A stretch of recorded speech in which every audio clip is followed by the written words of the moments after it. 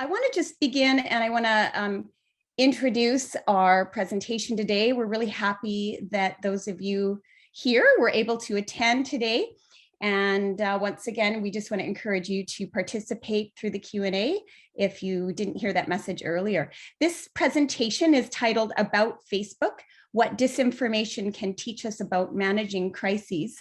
I'm Kim Norman. I'm an associate professor in the communications department. I am honored to be presenting today from the original and ancestral territories of the Katzie and Kwantlen First Nation in Maple Ridge. And I am fortunate to be able to co-present today with a wonderful colleague who I will turn it over to so she can introduce herself. Thank you, Kim, for the kind introduction. Good morning, everyone. Just like Kim, I'm very excited to be here to share with you or to have a conversation with you about misinformation, disinformation, and the role of social media platforms in which Facebook is a big player, play in causing and also in managing crisis. So I'm speaking from, I'm talking from my home office in Coquitlam, which is the unceded situated on the unceded territory of the Coquitlam First Nation, and I'm very honored to for the opportunity to being and working and living here. So my wonderful colleague Kim will start the webinar, the official part of the webinar. Thanks, Mayan. So I do want to begin by expressing my dismay with Mark Zuckerberg for changing the name of Facebook to Meta when we came up with what we thought was a clever title. So I will be referring to Facebook. We'll be talking about social platforms today and social media.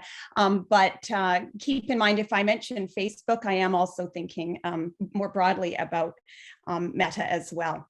So just wanted to give that little or make that little comment. We are going to start by just talking a little bit about misinformation and disinformation, the terminology and how it's used. And then we'll proceed with some follow-up from Mayang on disinformation and crisis communication and the requirements around reputational management that derive from that. We're happy again to entertain questions as we go. Mayan's going to keep an eye on that while I'm speaking, and we'll switch that in a bit, and then we will do a wrap up. So if you want to bring up some comments at the end, please do. Just quickly before you start, Kim, you do have a fellow resident from Maple Ridge there, and that's Leslie Cameron. Welcome, Leslie. Oh, wonderful. I'm so glad to be to have a neighbor with us today. That's wonderful. Thank you. Okay, so I wanted to open with a slide, partly because it's fun and clever, and we should have fun and clever things in our life. But also I think the message underscores our presentation. So while we agree with Abe or Meme Lincoln, we also want to acknowledge the challenge that arises nowadays when we rely heavily on information from the internet and social media platforms like Meta, like Facebook. Yet research shows, interestingly, that while we subscribe to social media so often, we also distrust it deeply. So that's a really, really interesting an interesting issue, and I question how we reconcile that. How do we reconcile our reliance with our distrust? Social media platforms, as Mayan is going to go on and address, are very effective at targeting or connecting users with targeted messaging, which makes the potential spread of legitimate information efficient and disinformation difficult to manage. So there's another challenge. So we know all of these messages, and we know this message, that not everything we read on the internet is true, but how frequently do we forget it? And what are the consequences when we do? So to start with a deeper understanding of what we're facing when we're online, I want to begin with some definitions. And I should just say that over the past year, when everyone was online working, I was very fortunate to be working also online, but on a sabbatical project that was looking at disinformation and misinformation and all related terms, with the intention of understanding the implications for pedagogy in our communications classrooms and beyond. So I think understanding and having a foundational understanding of this term disinformation and misinformation, or these terms, is really helpful as we move forward, because we see them used frequently. And I'll talk about these as well as some additional terms that come up quite often. So misinformation is generally defined as unintentionally incorrect or misleading information, while disinformation is generally defined as intentionally incorrect or misleading information. And I want to bring those two terms up, and these are the two terms I sort of settled on for now to use when I'm addressing my research, because they are neutral, broad classifications, and they get at the underlying motives behind inaccurate information we might encounter online. So while the damaging outcomes from either disinformation or misinformation may require follow-up, how we respond, especially in PR or crisis management, may depend on those motives for sharing, if that can be determined. So some related concepts that do come up include propaganda, a term we are all familiar with. And that's really information that's biased or promotes a particular perspective or ideology. So we can think political or special interest campaigns and speeches. And depending on the content, propaganda may not qualify as disinformation or misinformation. It may be truth that has been adapted for a particular context. So with propaganda, we see selective facts used to elicit a particular response. Now, fake news, that's another term we hear frequently, and that is incorrect or false information that's shared as news. So it's a form of disinformation, and it's usually motivated by profit, influence, or both.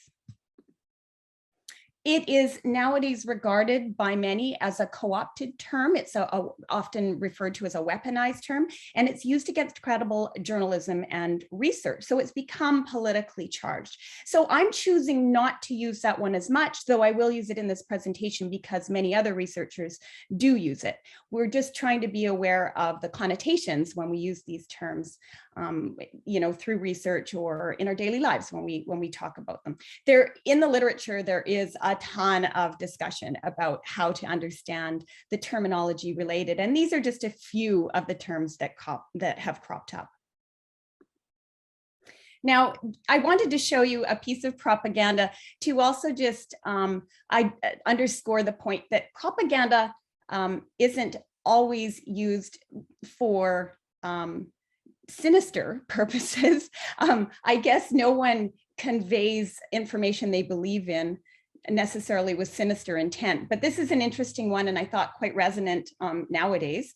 This came out in 1918. It was a poster put out by the Canada Food Board, and it was to promote wartime conservation measures when there were fears of food supply shortages. And you can look at some of the, the information and the images: hoarded flour, hoarded sugar. It's very, very finger pointing. It has that kind of feel about it. And you can see the Canada Food Board order on the wall. So here's an example of propaganda meant to encourage people to comply with policy. And here's another piece of propaganda, which we might want to notice actually conveys what research would support as a positive message. Stopping smoking is a positive message. We want everyone to preserve their health for all sorts of important reasons. And so here's an example of when propaganda can be used for good reasons or for positive, productive reasons. I don't think disinformation is ever used to promote good. I think that might be a fundamental difference between the two. So this is not a typical, perhaps, understanding of propaganda, but it does exist. Now, I also wanted to put this up here because we talked about propaganda as defining it. I also want to think about defining news and fake news. So here are two news headlines that came out in like 2016, 2015. I'm pretty sure you can determine which qualifies as the fake news, even though the goat arrested after walking into a Saskatchewan Tim Hortons is a close runner-up. That is a pretty crazy story, but it was a legitimate story that came out. The Queen, however, is still with us. She tends to die off regularly if we follow Twitter and we look at other social media platforms, but she is thankfully still here. But yes, a lot of drama coming from the Queen's health on a regular basis. Interestingly, this story about the Queen, while we might joke, and I'm maybe being, I don't intend to be disrespectful, but you know, when the news of this came out, while you might expect it wouldn't be as big a news story for some, considering the Queen at the time was ill, she's elderly, you know, the natural course of things, we might not be as surprised by that news. It did lead to a crazy upheaval on Twitter and also various social media platforms at the time. We saw, and I've just picked a few, you know, within 24 hours, I've just picked a few tweets that came out. There are fake BBC Twitter accounts claiming the Queen has died. It's a hoax. Please don't retweet them. Though there was a contingent of people who were actively trying to debunk the rumor and stop the tweeting actually got out of control, and the news became, it overtook Twitter at the time. So within 24 hours, this became a major disruption and distraction for the global public. A fake BBC News Twitter account set the Twitter world into a panic. We have reported from a news station in Australia.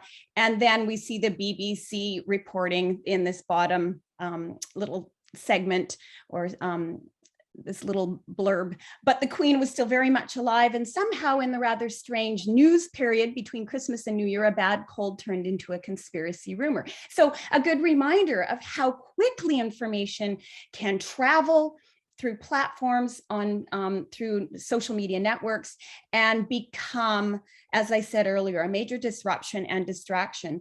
And interestingly, this story also ended up leading into a political situation, because the news was hijacked by someone who was, I don't believe, ever identified, but that individual went on to attack Western news media organizations. So an interesting chain of events that was incredibly disruptive, all within a 24-hour period, and it's still referred to today.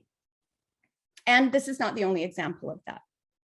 Now, as shown with in the previous slides, misinformation and disinformation, and I'm using both, but I will probably switch over more to disinformation when we're talking, when we're hearing from Mayan, because disinformation, remember, is intentionally deceptive messaging.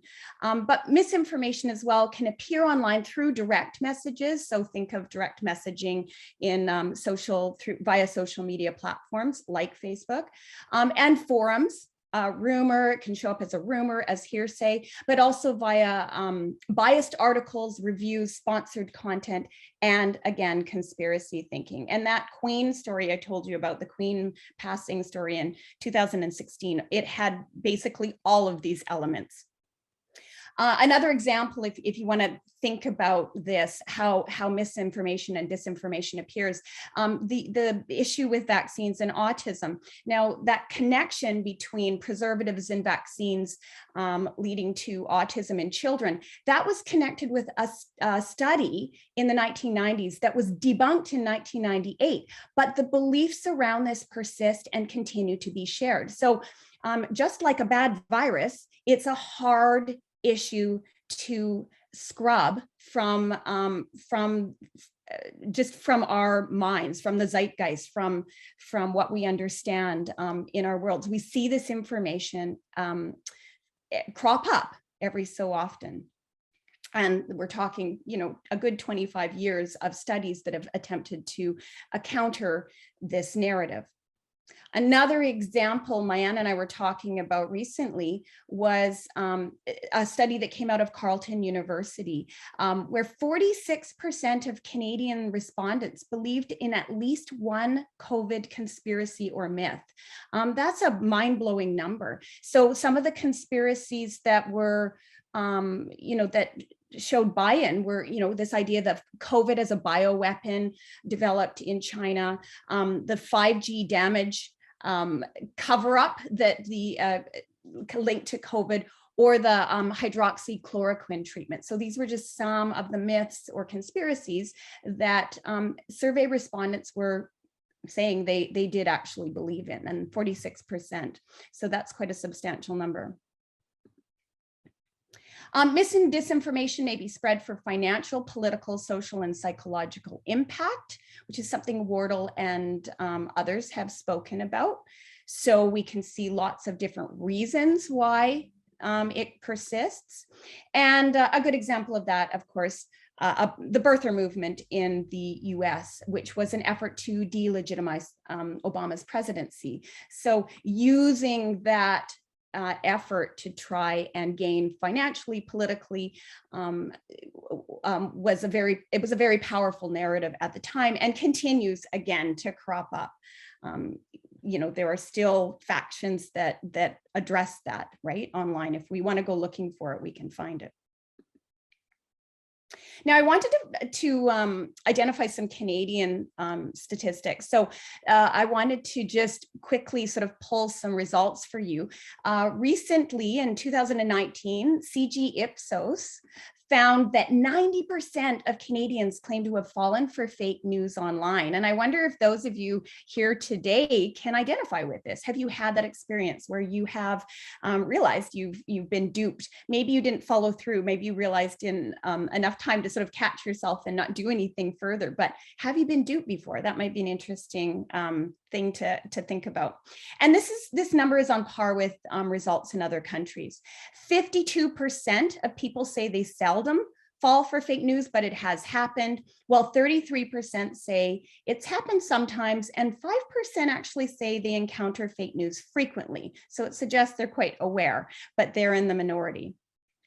A UFE study that I conducted in the winter term among 80 communications 125 students, the results were that 41% believe they can usually detect fake news, while 38% believe they can sometimes detect it, and 0% had complete confidence in their ability to detect fake news. So I thought that was an interesting number as well. We have some amount of confidence in our abilities, but not really solid, strong confidence. And I think that has pedagogical implications, but I won't follow up on that for today's session. Now, a couple other quick things just to point out before I turn it over to Mayan. The same CG Ipsos poll showed that the top 4 sources of fake news are Facebook, social media, websites, and YouTube. And interestingly, Ryerson's cybersecurity policy exchange reported out of 2,500 Canadians surveyed that 46% believe they receive false information via direct messages on social media platforms monthly. That's a lot of fake news. 39% find they are initially fooled by it. So that also is really interesting to note. And 21% get their news through direct messaging. So that's that interesting issue that I noted at the beginning, where we have this distrust, a certain level of distrust in social media, yet we're incredibly reliant on it as well. And I just wanted to point this out quickly.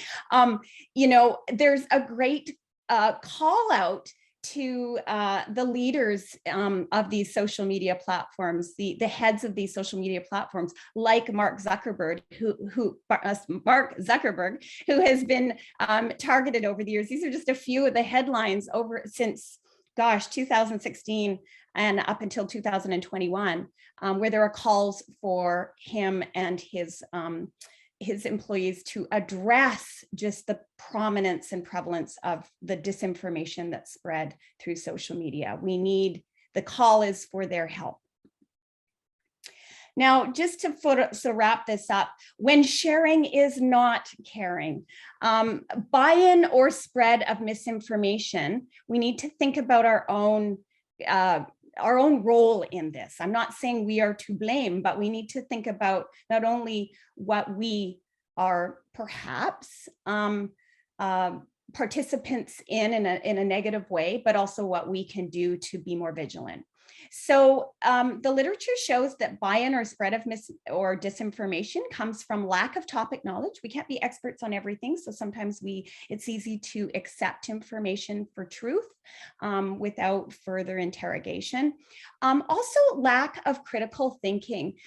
Lynch talks about how we are in this era of where it's so easy to Google no. We can all probably identify, right? Where you want to know something and you just quickly click online, you find it out and you move on. Another way to describe it is knowing as downloading, right?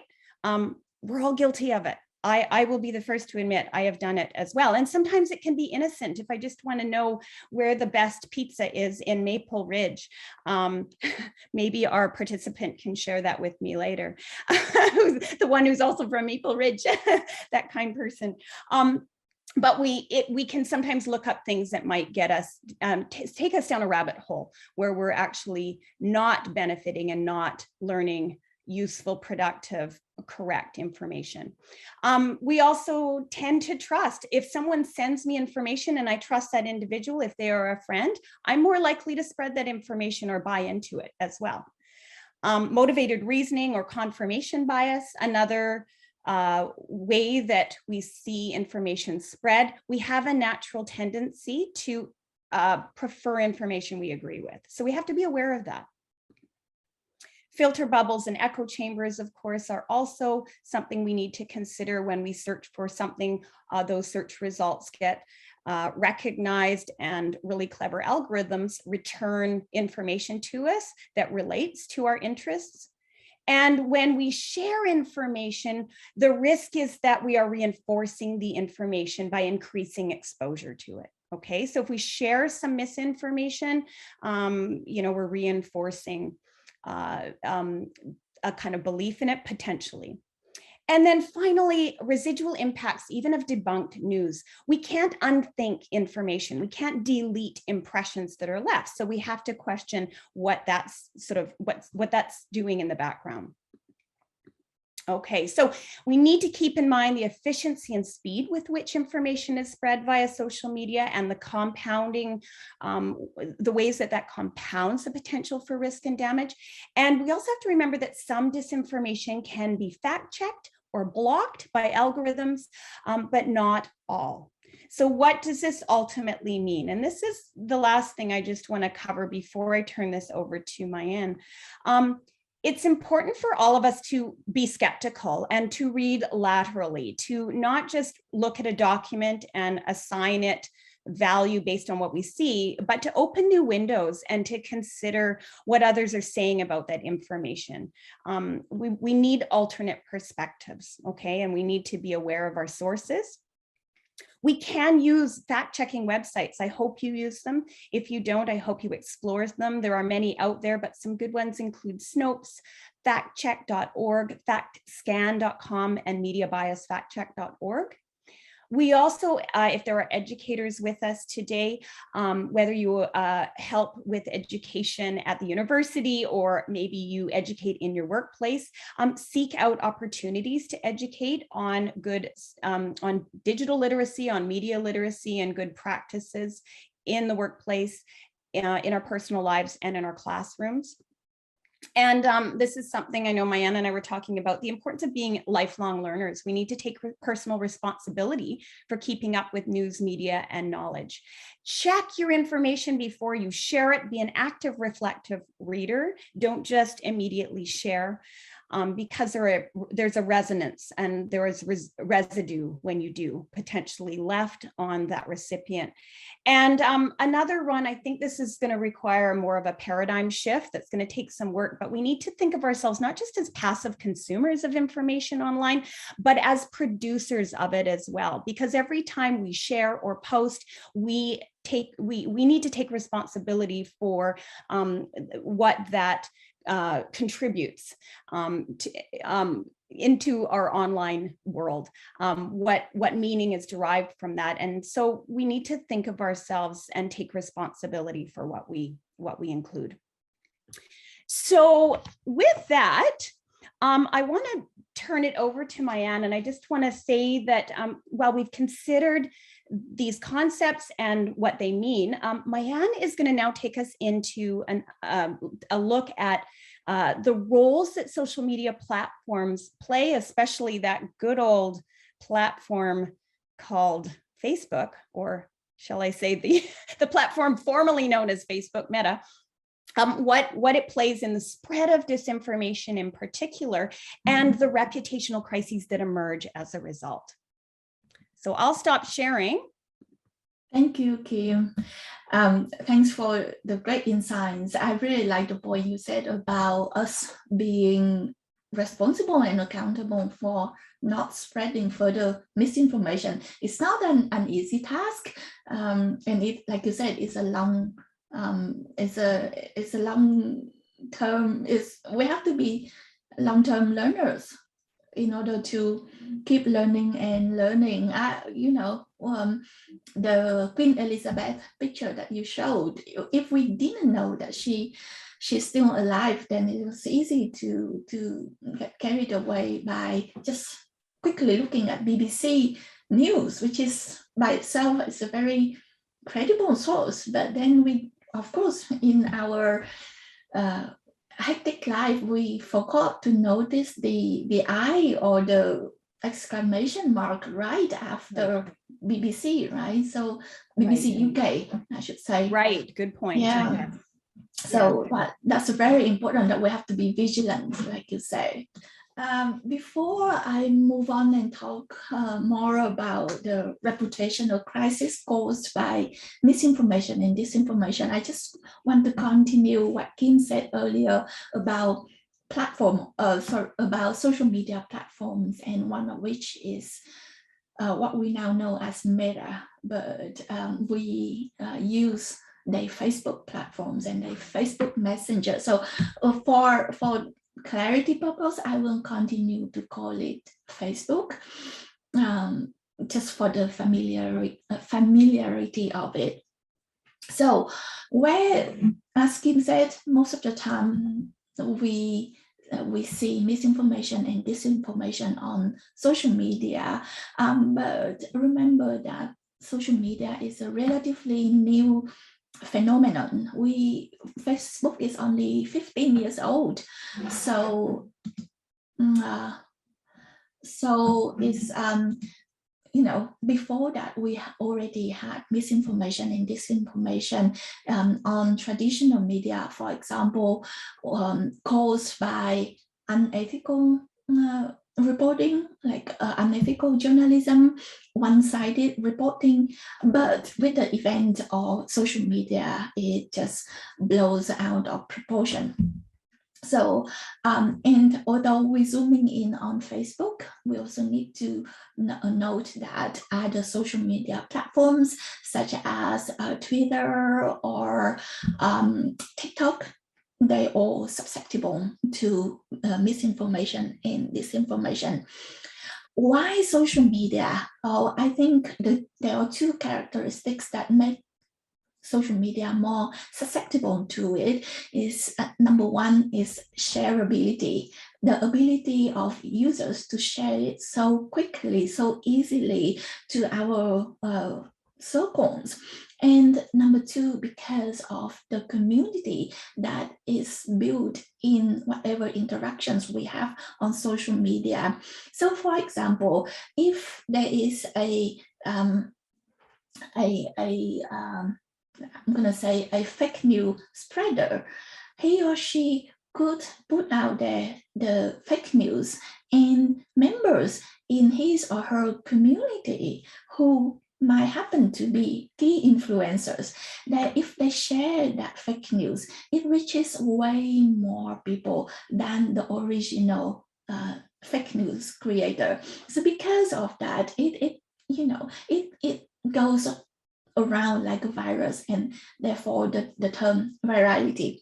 So those are the two characteristics that make social media very a very futile place for misinformation and disinformation. However, Facebook is more has been more criticized for letting misinformation and disinformation grow so fast. There are a couple of reasons to it. First of all, because of the sheer size of Facebook. According to Hootsuite, which is a very well-known social media management company, as of now, Facebook has more than 2.7 billion monthly user, a whopping number of 2.7 billion monthly active users. So we almost half of the population, the world population, uses Facebook at least on the monthly basis. In Canada, as of July 2021, we have about 28,700,000 users, and our population is roughly around 33 million. In Canada, and this is relatively in line with the demographics in other countries, developing countries. So it targets more like the older generation. Only 2.4% of users in Canada are between 13 and 17 years old. The rest, the remaining users are above that age limit. So that's reason. That's the size of Facebook alone. But if you remember what Kim shared about how misinformation is also spread via our private messages, think about this. Facebook Messenger has 1.3 billion users. And you also know that Facebook owns Instagram, and for Instagram, there are 1 billion active user per month. So if you add all these numbers, 2.4 billion on Facebook platform alone, 1.3 billion via Messenger, Facebook Messenger, 1 billion by Instagram. So that's more than half of our population relying on Facebook for communication. So that's reason number one why Facebook is so powerful. Number two, also related to what I said about the demographics of Facebook. It seems like Facebook is more used by older generation. A research by a university in the States found that the over 65 years old group shared almost 7 times as many fake news articles on Facebook than user between 30 and 44, and more than 2 times as much as users between 45 and 65. So older generations tend to share way more fake news, I should say, on Facebook than the younger generation. And this highlights the need, as Kim said, to be educated, to have better digital literacy about what's going on and how to check for misinformation. Number 3, as to why Facebook is so important when we talk about misinformation, is that various studies by various universities around the world show that, for example, during the American 2020 election, misinformation on Facebook got 6 times more click than factual news. So 6 times more click. So anything that's sensational, controversial seems to get our attention. But having said that, I also need to acknowledge that that result is not conclusive. Why? Because we don't know what the total number of clicks there are on Facebook. And this goes to the next point, the fourth point, as to why Facebook is so important, is that if we don't have access to complete data, to the big picture, we don't know how many clicks there are for the for news in total during the US presidential election. So we can't compare how many percentages it is fake news, or how many times it actually hits in terms of the total news. So social media platforms, and especially Facebook, seem to be very secretive about its data. Its transparency is apparently questioned, especially after the whistleblower came out in just over a month ago in September, when she showed a copy of Facebook internal documents regarding the operation model and the profit-oriented mentality that Facebook has. So there is now a call for Facebook and other social media platforms to share more data so that we can have better research on misinformation and disinformation. And finally, the fifth reason is that internationally, there seems to be way more posts that incite hatred and discrimination on Facebook. But it's worse among non-English speaking nations. But Facebook's infrastructure is not adequately equipped to deal with non-English speaking platforms. And this is, again, noticed by the documents that were shared by the whistleblower, and also shared by many credible media sources. So all those reasons lead us to understanding why Facebook is the worst offenders, I should say, of misinformation and disinformation. And the impact of misinformation and disinformation basically applies to everyone. If you remember the Pizzagate, where suddenly a pizza shop in New York got caught in this conspiracy theory about Hillary Clinton smuggling young girls, right? Not just politicians. If you look at the picture on your left here, that's taken from the Singaporean Straits Times, which is a credible source, and it shows a picture of protesters in France that protested against the worsening economic conditions earlier this year. It was based on a real piece of news. However, later on, there was a picture of protesters with their faces covered in blood, and saying that the protesters have been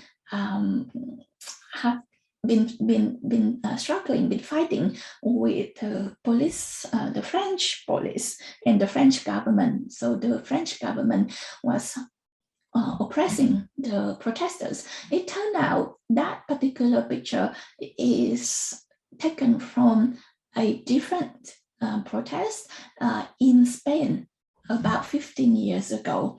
That has nothing to do with the Yellow Vest protest in France. However, because of that picture, it got, as you can see, 100 million Facebook hits, and that affects the reputation of France as a tourist destination. So tourists just refuse to go to France. We see the real decrease of number of tourists, and especially for the transportation industry, because people refuse to go out, people refuse to travel. So tourism, transportation, of France, and also the reputation of France as a country got damaged because of fake news. But it's not just countries. Here we have on the right a picture that claims to have been taken of a meal that was delivered by Red Cross during the Harvey hurricane. It turns out, according to Snopes, and that's one of the fact-checking websites that Kim mentioned earlier, Snopes went and checked and found out this picture was actually taken from a school meal in 2014. So it has nothing to do with the hurricane, has nothing to do with Red Cross, but because of this picture, again, Red Cross got under fire, and people just stopped donating to Red Cross. And the mistrust, the trust that people have in government, in institutions, in organization is already quite thin, and now it gets thinner because of fake news. In big corporations, for example, Pepsi also got caught in a rumor saying that one of its famous product, the Dasani water bottle, got contaminated and has to be banned by the FDA, the US government. And it was completely untrue. There's no fact about it. So everyone is affected by a reputation crisis. So I'm just aware of time, so I'm gonna quickly talk about the misinformation and disinformation's impact on brands, because it's slightly different from general crisis.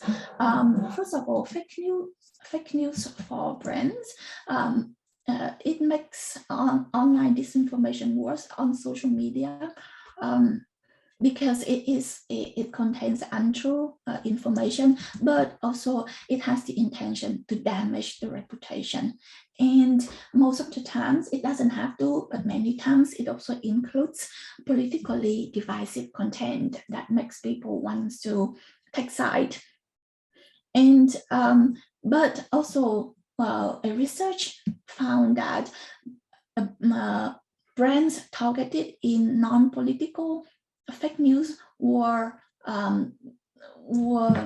seen more as victims rather than the originator of the crisis, and therefore the public expectations towards that organization is less severe. It's still bad, but it's less severe because if people know that it's fake news, they tend to be more lenient towards how the organizations deal with the crisis. So what do we do when we get caught in a crisis caused by misinformation? Well, we need to take action. And before I talk more, I want to share with you this video of an expert in crisis communication.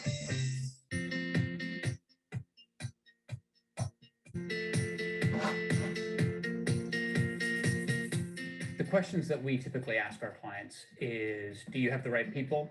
Do you have the right processes? And do you have the right platforms in place to manage that crisis? When we mean, do you have the right people? Do we have the people now, like web developers, graphic artists, community managers now, who are increasingly important to crisis response? When we think of the processes, we also think about, do we have the right ways to identify a crisis, respond to a crisis, and then recover from the crisis? And when we think about the platforms, obviously we need to think about social media and digital platforms. The first thing you need to do is be significantly more aware of what's being said out there about you. And if there is misinformation and falsehood being stated, you've got to be able to react very quickly and very forcefully against that.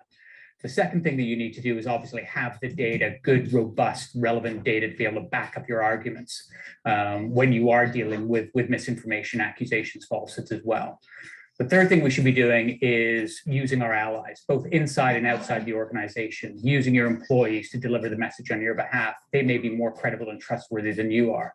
And finally, you need to be thinking about reputation building and trust building even before an issue happens, so that you've built up that reputational capital that will defend you as and when misinformation comes out.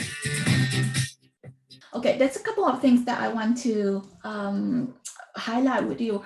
Crisis communication on social media requires us to act really quickly, because you already know how viral something can go. So we have to be prepared for it, and we need to prepare even before it happens. So how do we do that? We have to monitor what's going on. What do people say about our organizations? But how do we do that? We have to use social listening and social monitoring, which is something that basically means that we have to read and follow what's on social media. But that's a big task. But the good news is we have social media management companies to help us with that. And there are a couple of very good companies out there. So, and when a crisis happens, we need to debunk that misinformation on the same platform as it happened. Note that, for example, Facebook, if it started from Facebook, we have to use Facebook to deal with it. And also, we shouldn't repeat the misinformation. Instead, we should put our organization's story version of the story out to encounter the fake news.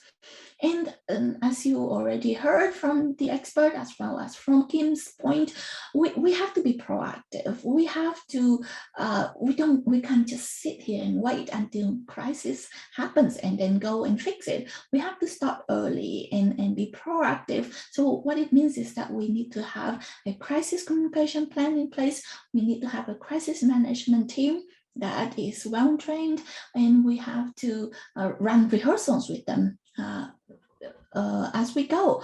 And also the expert mentioned allies. Yes, and one of the most important allies is our employees. We can't prevent our employees from not talking on social media. If something happened to UFE, our friends, Kim and my friend would immediately want to reach out to us and ask us what's going on at UFE, right? So the employees, we need to train them regarding social media policies, regarding what to say, what not to say, and ask them to refer all media questions back to the media person of the organization rather than dealing with the media themselves. And we need to work with social media platforms. So previously, one of the key documents that a crisis manager has is a media list. So previously, in that media list, we only have the contact details of traditional media. Now we have contact information of influencers, of key bloggers. But I would like to add one more important player in that list, that is the contact details of the social media platforms. So that should something happen, we can work with platforms and also ask them for support, but also to help to hold them accountable for what's going on. So that sums up our webinar on misinformation and disinformation and crisis, a reputational crisis caused by it, especially on Facebook. And we'll be happy to hear from you, anything you would like to share with us or any question we can help you with. Well, we're waiting to see if our participants have any comments. I just want to thank you, Mayan, because it was really interesting to hear and to learn about how we look at this from a professional perspective and how we understand from an organization's view of, the sorts of chains of events that can occur so quickly and lead to such incredible damage, as with the, examples you gave, Dasani, for instance, so quickly things can roll out of control, whereas some initial action, some proactive measures at the start may not prevent such damage, but they may help us prepare for how to handle it when it occurs. Yeah. It is very important that we see various aspects of this. We do have a question from one of our participants. Where can we find more credible sources of news? Kim, do you want to address that? Sure. Thank you for the question, Alvin. I think a couple quick responses I would give to you is definitely when you do hear news, even if you're getting news through sort of direct messages or through social media, think about opening up a new window and going to some other news feeds, some your preferred news sources, just to confirm the information. You can also go on fact-checking sites if you really want to see what others are saying. You may or may not, depending on the news, find some information there, like Media Bias Check is one place you can go to find out if news, not necessarily it's about, it may be legitimate news, but you also want to know how people are reporting on it. How is it being reported from a sort of left perspective? How is it being reported from a right perspective and a centrist perspective? And the goal here is just to be informed, just to understand what's coming at you so that you can determine your response to it. So I think the answer lies in going to multiple places to find, to validate the information. We maybe don't need to do that with everything, but certainly important news that comes out that you maybe want to share or you want to do something with. And you'll start to learn what your preferences are and where the best places to go. Yeah, that's an excellent point, that we need to cross-check our information. I guess here in BC, you can always watch and read CTV, Global News, Vancouver Sun. Yeah. Those are the credible sources here in BC in particular. Yeah, for sure. And there are global, the BBC, for instance, going to look there.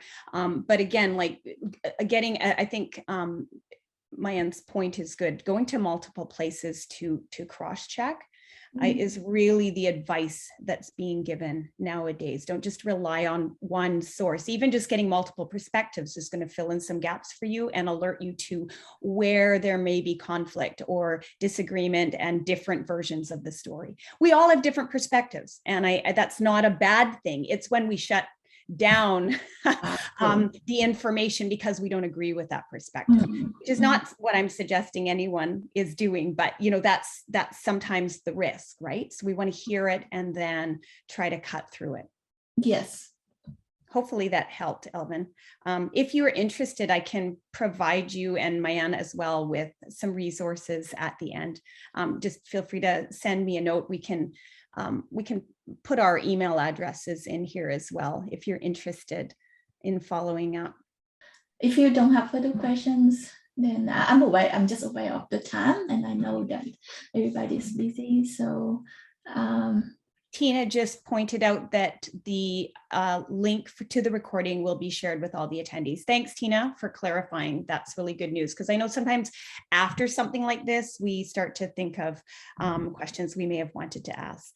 So yeah, so maybe in light of the time, I want to again thank everyone for participating today. I think our sort of final sort of advice is just stay aware, don't be passive consumers. Think about yourselves as active participants in interactions in online discourse. As Mayan talked about, it's really important that we stay to date on our digital literacy skills as well, so that we are ready personally and professionally to manage the information that comes at us and at our organizations. So any final thoughts, Mayan? Well, I just want to thank you, Kim, for a great discussion, and thanks participants for joining us today.